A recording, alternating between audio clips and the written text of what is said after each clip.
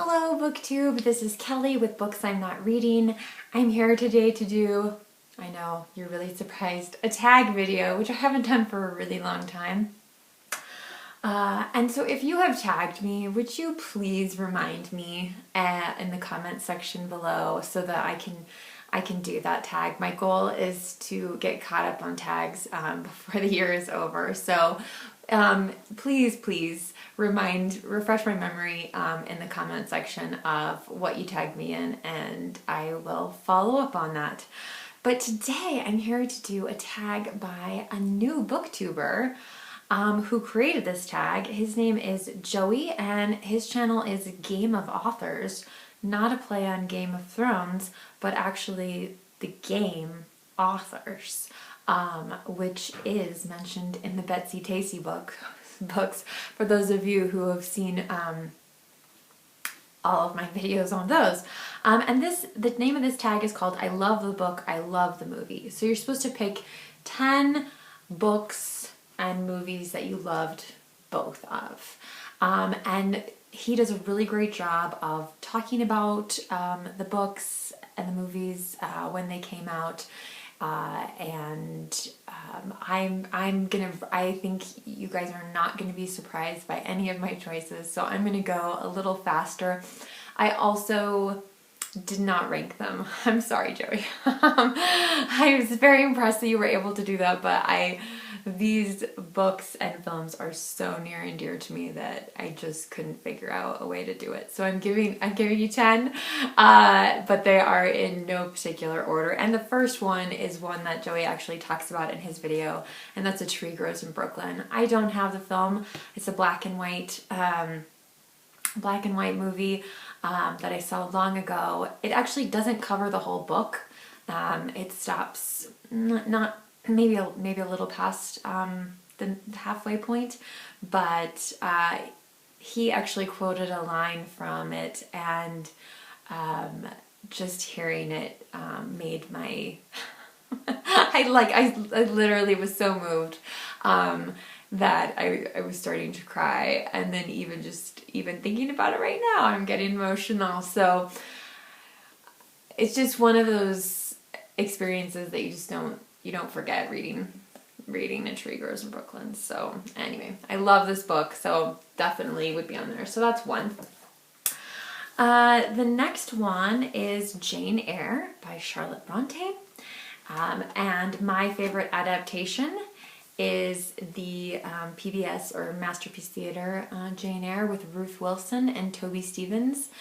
This came out actually on, I believe it was Jason and I, it was our 1 year wedding anniversary, and I was like, oh, I'm really tired, I don't want to watch like this big long thing or whatever, and that did not take very long at all, and I was completely hooked. So I actually hadn't read the book before I saw that, so but I love them both.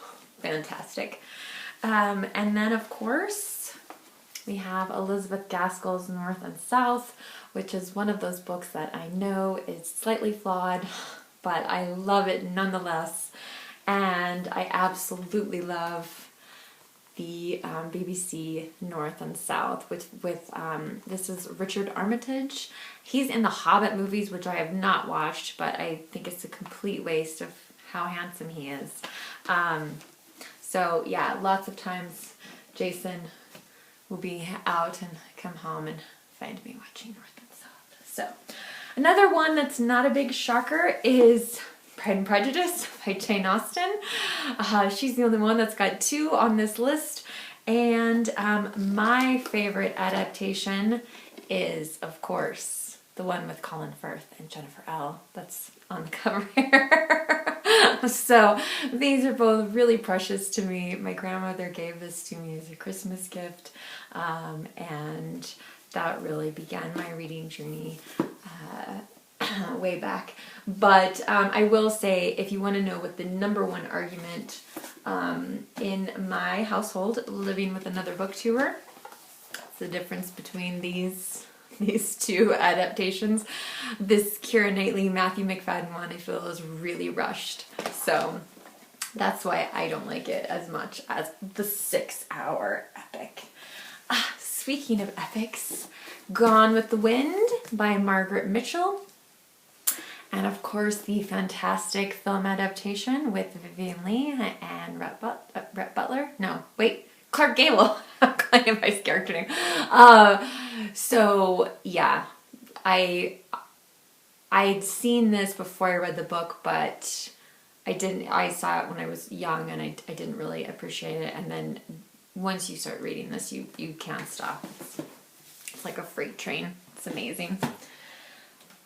Another favorite is A Bleak House, Charles Dickens. Still can't believe I read that book, holy cow! And the BBC adaptation. I think it would be very hard to adapt this into a miniseries, but they do a great job, and yeah, I love this book. So great, and just like a masterclass in how to take so many threads of a story and wind them into one cohesive whole. So another favorite is, and I have not read this for quite a while, A Room with a View by Ian Forster, but I find the language in this just really, really beautiful. And then, of course, there's the film with a very young Helena Bonham Carter. There's some other great actors in here. Daniel Day-Lewis, Maggie Smith. So anyway, it's one of those things where there's certain shots from this film that just like are embedded in my mind forever. And I just remember how beautiful the language is in the book. So great book and a great movie. This one, it's a little tricky. Persuasion by Jane Austen, and then the BBC film adaptation starring Sally Hawkins, and I always forget his name, but again, I don't understand look at him. Why is he not like a superstar? I don't understand. Yeah, Rupert Henry Jones. Oh my gosh. So I think because it's such a short book and it's such a short movie that I tend to just gravitate toward the movie, and so I have seen this a lot. And the last time I read this, I felt like maybe like this is, I enjoyed this a little bit more than this, but it is a very, it's still a beautiful book. I mean, it's Jane, like, and I just always, those books are always held to kind of a higher standard than the rest. Now, when I was growing up, I was given a copy of Anne of Green Gables by L.M. Montgomery. And it was a big chunky thing. I think it had 3 of the Anne books, but not in order in them. And I don't know if it was the size or what, that I never read it. But as an adult, Jason bought me this copy, which I absolutely love, this Penguin Classic. Look how beautiful that cover is. And so I don't think I read this until I was an adult, but I did grow up watching this version of Anne of Green Gables, and we have to show you the super romantic scene on the back there. So I just, yeah, like this is, when I think of Anne of Green Gables, like this is the version that I think of. I do have this PBS adaptation. I haven't watched it yet. So if you've seen it and you love it, like, or you didn't love it, let me know. I'll be curious to hear what you guys think. And finally, again, not a tremendous surprise, The Grapes of Wrath. Oh, The Grapes of Wrath by John Steinbeck. I read this as part of the Pulitzer Project, and I loved it, and later saw the film, which is amazing as well, although I think the book is just a little bit better. So I know I rushed through those. I will leave a list to them below, but honestly, you'll hear me talk about those books on my channel quite a bit if you haven't already.